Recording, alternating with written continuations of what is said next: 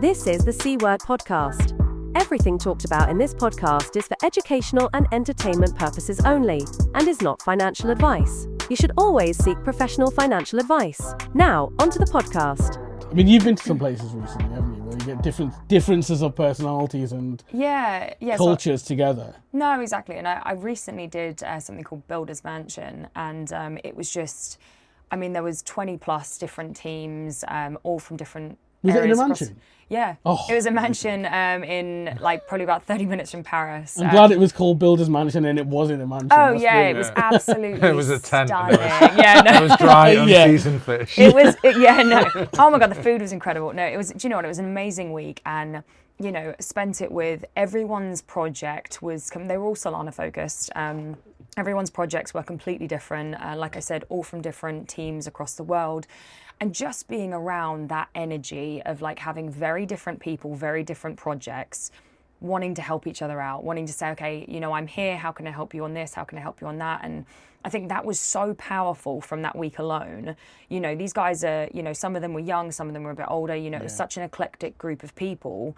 And the value that I gained out of that week was just, you know, I can't beat it.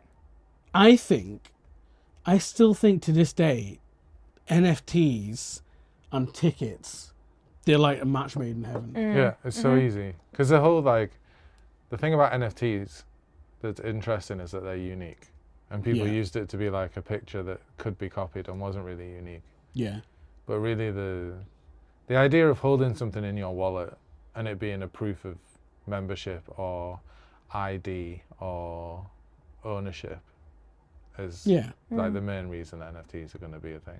Yeah, and just like liquidity pools with Uniswap, you know, they give you an NFT to prove your ownership of that. And I think now, when did we start Ticketed, the platform? It was like years ago, wasn't it? I think it was in lockdown. Was it? Yeah, so that was... just before. Just before, so it's even earlier than I thought, right?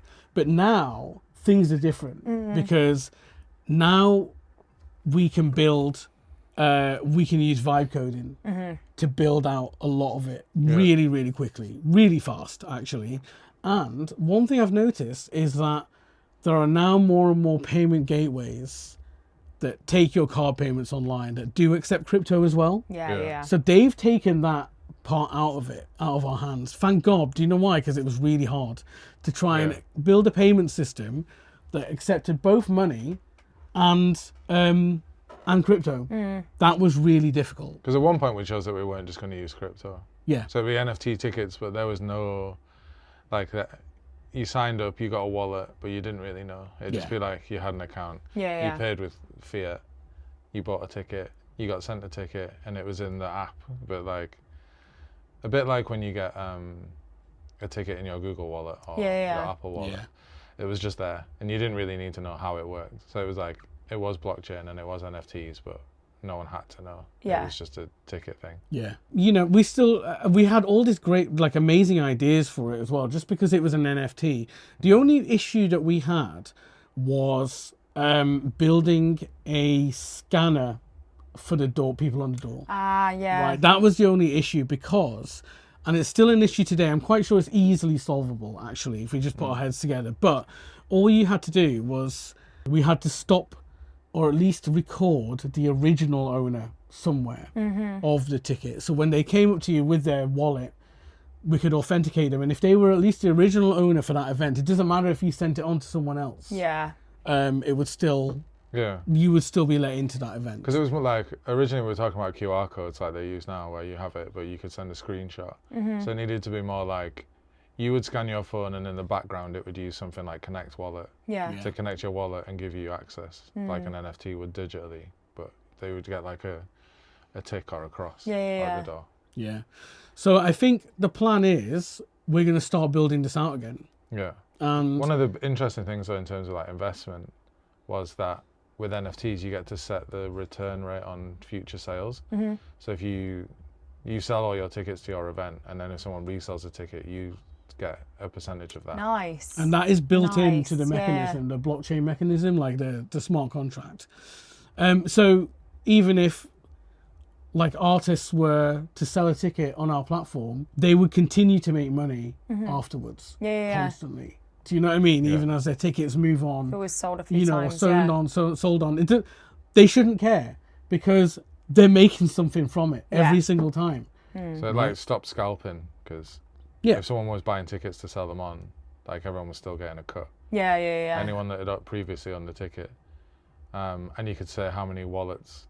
Not more than 5 tickets per wallet or something. Yeah. And it was... But I think this makes sense because I think, I've seen a number of different events where they're trying to make that process slightly different. But it's not a form like a unified approach. It's just for that sole event. So if you're coming up with a unified approach that multiple venues could use, I think it definitely makes it a bit more exciting anyway. Yeah, I totally agree. And the Ticketmaster f***s everything over with buying all the venues. Well, there's a whole like documentary about that, isn't there? About like what Ticketmaster did to the industry and like Live Nation and stuff like that. And, well, you could do it for like independents. If you think about everywhere in London that's not a Live Nation venue. Yeah. We're not trying to take over the O2 and have like the Beyonce Cowboy Carter tickets. It's like someone doing a gig or a comedy show in a venue, or places that are small venues that are trying to outsource it. You know how like Square, is it Square? All the like coffee shops and stuff. Payments, yeah. Where it's just like, I've got a coffee shop and I just want to download this thing that makes it easy for all my stuff. And it should just work. Stuff. Right, do you know what I mean? Instead of having to like sign a massive contract with, Live Nation or Ticketmaster to be able to sort of like, then you're locked into them forever. Yeah, if you're a venue that sells tickets for anything, or if you're just doing a one-off event, or you want to start an events company, that you could have it and it just sorted out all the tickets and the sales and you'd be able to see where everything was. So that's what we're planning to do. And I think the world's changed. We've got better payment gateways for crypto. If someone wanted to pay in crypto, they don't have to. And, the developer problem that we had has sort of gone away with vibe coding. Do you know what I mean? Because now, like, I would instruct most of it to be written for me without me having to sit there for nights on end trying to get a system to work, which is literally how it worked last time. Now it would be so quick. So I think next time we do this podcast, we'll probably have an update. Let's see how it goes. Exciting times. Yeah. So we just need your input on the legal stuff. Yeah, that's fine. I can jump in. Yeah. We'll go for a rundown. Already. Yeah. Please let me help. Amber will come in next week and go, right, you can't do this. You can't do that. That is highly illegal. You need KYC and AML and all of it. Fiat side. It's the fiat side that I'm a bit like, oh. Yeah. Take it offline though. We'll take it offline, as they say. But like selling tickets and stuff, like, is there much, I don't know, but is there any interest in laws or regulations around selling tickets, or could anyone just set up a ticketing platform tomorrow? God, there probably is, but it's mainly around anyone who's accepting funds in and out. Obviously, there is a level of, it depends if you're integrating with a payments partner, right? And they do it all in the background. But yeah, if you're doing any of that in-house, it is a regulated. Right, okay. But obviously, if you're partnering with someone to say, look, they're going to be the payments platform who are facilitating, the accepting of the funds. Yeah. Obviously, when it goes to crypto, slightly different. But anyone where you're paying in fiat and, getting crypto out or getting a ticket, obviously that falls under that as well. Yeah, fascinating. Okay. Nice. Follow us for more. Yeah, I'm excited to hear more, guys. If you haven't hit the like button on whatever platform you're on, smash it. Smash that like button.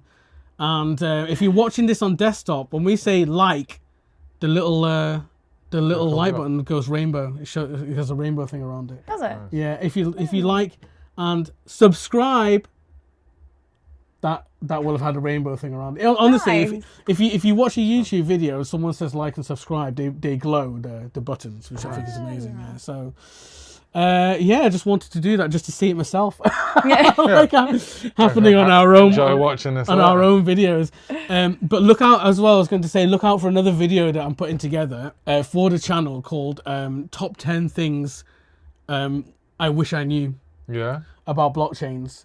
There's so many things people don't know. There's so many things I keep seeing people make these mistakes. Like one of them is blockchains don't talk to each other. They're siloed. Yeah. And you always get someone that wants like to send something to an address, and they've got a wallet on Solana, or not Solana, it's a bad example, but like Optimism or something like that, another blockchain basically, and they send it to the address thinking it's gone to that blockchain, and it's not. Yeah. It's gone somewhere within the same silo. So many people make that mistake, and it's crazy because it's crazy because on the likes of like I'll use Coinbase as an example, they obviously have all of the writing to say, listen, it doesn't work with this chain and things like that, and people still just think, oh yeah, it's crypto, I'll just send it over.